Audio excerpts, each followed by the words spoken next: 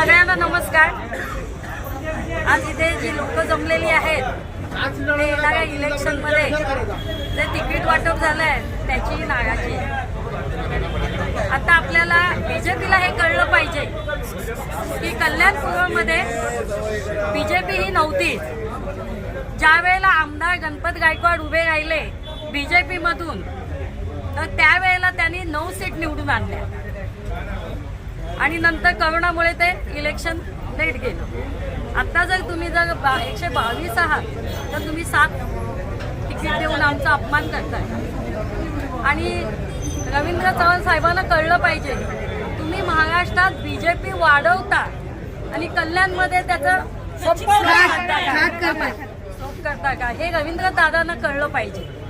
आणि जर तुम्ही एवढ्या महिला आहेत एवढे पुरुष आहेत तुम्ही बूथ कमिट्या करा तुम्ही पन्ना प्रमुख करा तुम्ही हे करा ते करा कायम बीजेपी मध्ये महिलांना काम आहे आणि सगळ्यांना पुरुषांना पण काम आहे।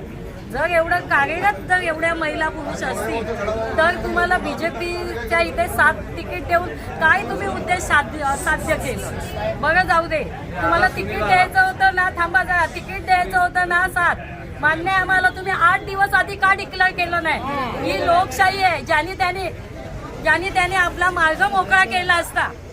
ही लोकशाही आहे ज्याने आपला मार्ग मोकळा केला असता। मी पक्षाला विनंती करते तुम्ही काय एवढं लेट तिकीट दिल्या बरं 2 दिवसा उद्याचाच दिवस आहे परवापासून काहीतरी तिकीट भरणं मागे घेणं का आहे तो एक भाग वेगळा आहे पण असं करायला नको पाहिजे। तुम्ही मैत्री म्हणता ही मैत्री नाहीये हे दुश्मन आहे समजलं ना हे दुश्मन आहेत। कडू बोल वृत्तवाहिनी सत्याचा कडवट आवाज।